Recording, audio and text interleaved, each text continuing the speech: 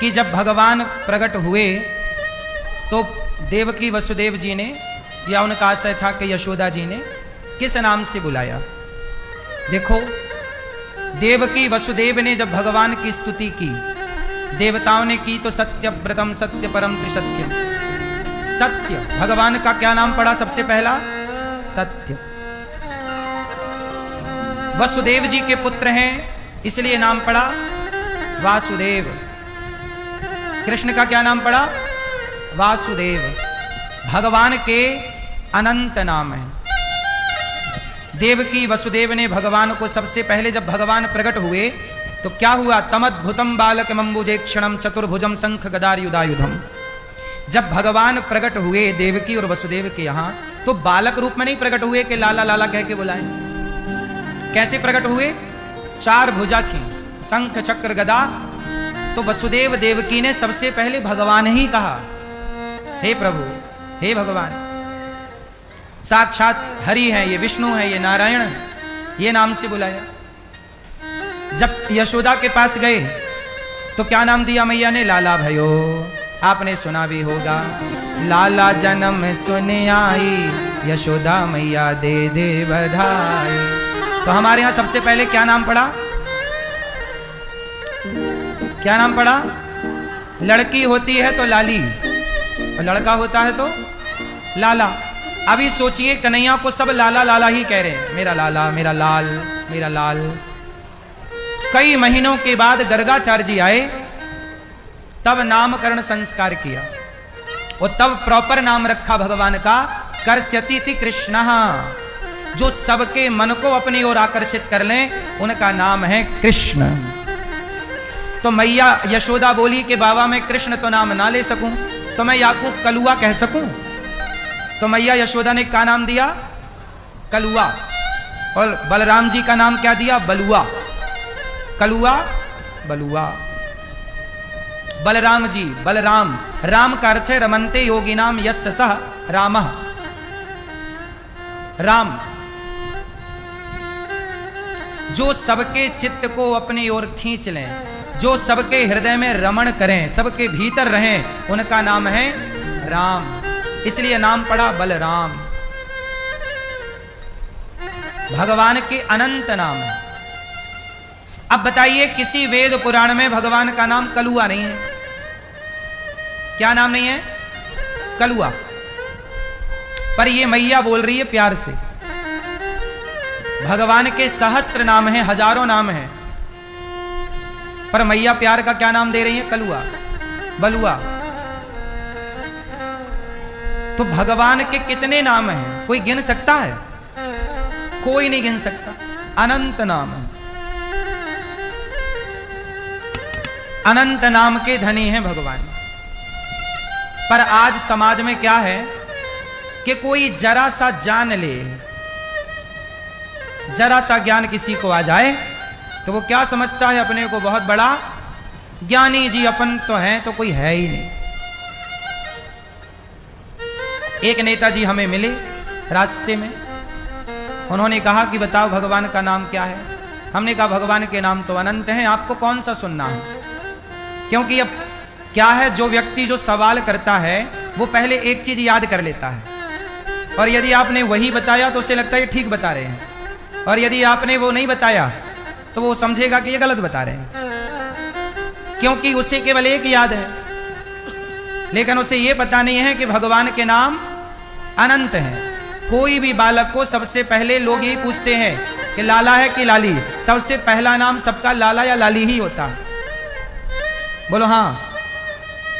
तो कन्हैया का पहला नाम लाला। पर ये लाला तो, पर जो लिखित में है, आप समझो, हम लोग जो बताते हैं ना, वो सुनी और ऐसी बातें नहीं होती कि वो बिना विवेक की हो। अब बताइए, भागवत जी में पहली बार भगवान कृष्ण का नाम पड़ा तो भगवान का नामकरण संस्कार किसने किया? गर्गाचार्य जी ने। तो नाम क्या दिया? कृष्ण। भगवान का पहला नाम पड़ा जन्म के बाद से, क्या नाम पड़ा? कृष्ण।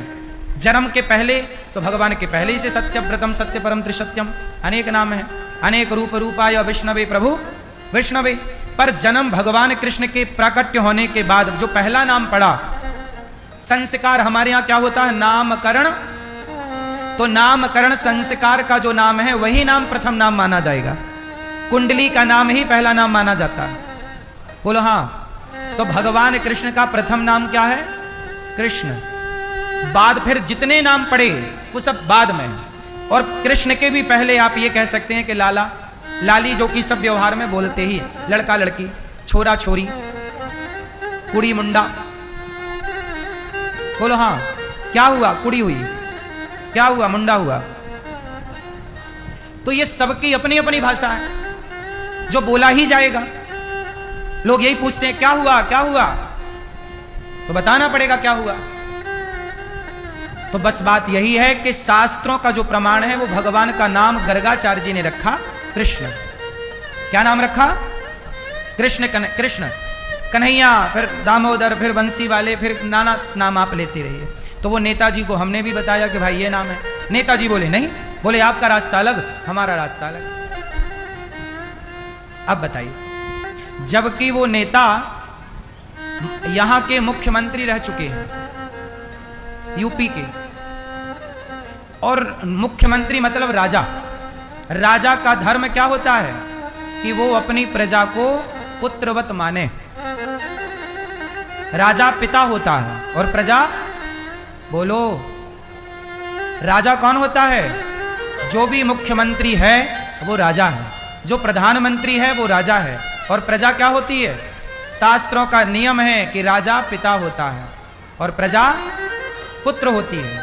तो सोचिए, यूपी के पूर्व मुख्यमंत्री मेरे से बोले कि आपका रास्ता अलग और हमारा रास्ता अलग। अलग अलग रास्ता क्यों, जबकि राजा पिता है तो पिता।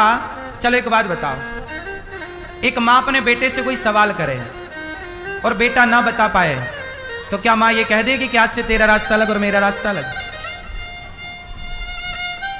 उत्तर दो।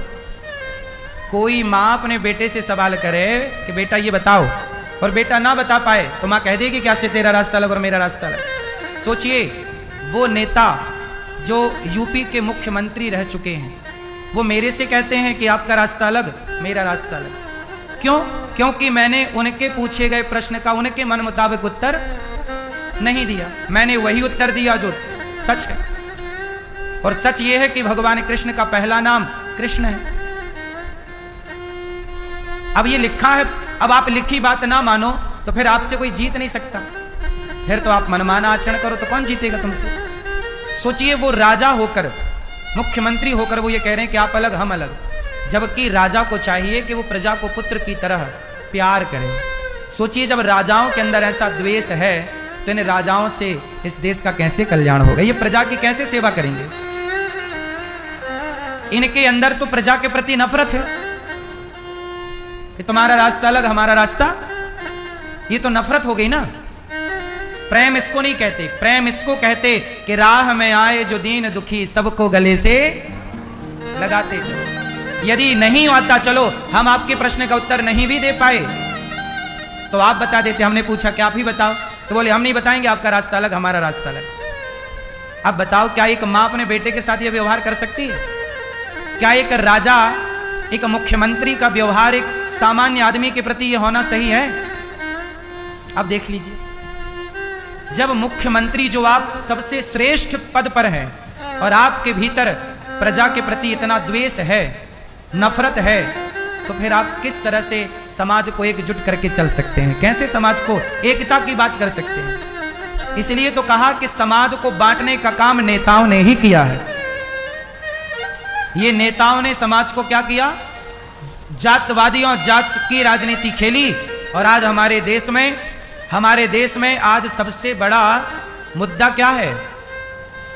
दो मुद्दे हमारे देश में, और ये याद रखिएगा कि हमारे भारत का इतना नुकसान होने वाला है आने वाले कुछ टाइम पर। अभी छांगुर बाबा को पकड़ा गया। एक लड़की इंटरव्यू दे रही थी, वो लड़की जो छांगुर बाबा के चक्कर में पड़ गई तो वो भी मुसलमान हो गई। एक हिंदू लड़की क्या बन गई? मुसलमान। तो जब वो मुसलमान बनी तो वो मुसलमानों के संग बैठने उठने लग गई। तो मुसलमानों की उसने बात बताई कि जब मुसलमान लोग आपस में बैठ के बात कर रहे थे, छिंगुर बाबा जैसे लोग, तो वो ये बता रहे थे कि बस 2048 आने दो, 2048 आते आते तो पूरा भारत इस्लामिक हो जाएगा।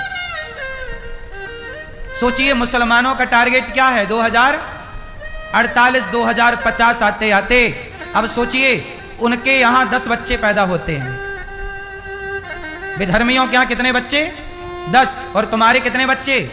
1 या 2। अब सोचिए कि 10 बच्चे भारी पड़ेंगे कि 2 बच्चे भारी पड़ेंगे? वो 10 मिलके तुम्हारे 2 बच्चों की गर्दन 1 मिनट में उतार देंगे।